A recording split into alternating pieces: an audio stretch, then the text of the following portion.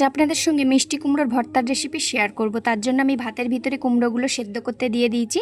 এদিকে কুমড়ো সেদ্ধ হতে থাকুক, এখানে লঙ্কাগুলো ভেজে নেব। শুকনো লঙ্কা এখানে আমি 3টে বড় বড় শুকনো লঙ্কা দিয়েছি। ঝালটা আপনারা যেমন খাবেন সেই পরিমাণেই দেবেন। লঙ্কাটা ভেজে তুলে রেখে ওই একই তেলের মধ্যে আমি 5-6 কোয়া রসুন দিচ্ছি। রসুনটাও লাল লাল করে ভেজে তুলে নেব।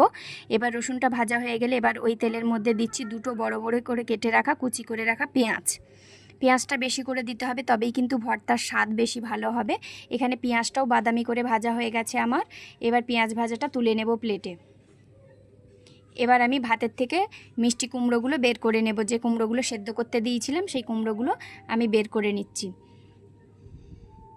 প্রথমে কুমড়োগুলো আস্তে আস্তে হাত দিয়ে মেখে নেব। কত সুন্দরভাবে কুমড়োগুলো সেদ্ধ হয়ে গেছে দেখুন। আর এই কুমড়োটা খেতে কিন্তু খুবই মিষ্টি হবে, কারণ কুমড়োটা একদম লাল। এরপরে লঙ্কাগুলো হাত দিয়ে ডলে নেব, আর রসুনগুলোও হাত দিয়ে আস্তে আস্তে ডলে নেব। এবার ওই রসুন, শুকনো লঙ্কা আর পেঁয়াজ ভাজা ভালো করে মেখে নিতে হবে। তারপরে এবার কুমড়োর সঙ্গে এটাকে মাখবো।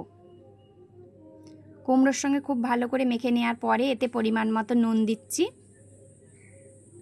আমি কিন্তু এই ভাজা তেলটা দিয়েই মেখেছি, আর কাঁচা তেল ইউজ করছি না। আপনারা চাইলে কাঁচা তেল দিয়েও মাখতে পারেন। এবার এটা গরম গরম ভাতের সঙ্গে পরিবেশন করব।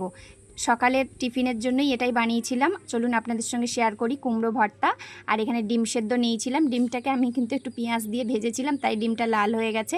এবার এই গরম গরম ভাত আর কুমড়োর ভর্তা আর ডিম সেদ্ধ দিয়ে ভাতটা খেয়ে নেব। এটা সকালের টিফিন, কারণ দুপুরবেলা আমাদের বিয়েবাড়ি আছে, তাই জন্য সবাই বিয়েবাড়িতে যাব। আজ এটুকুই।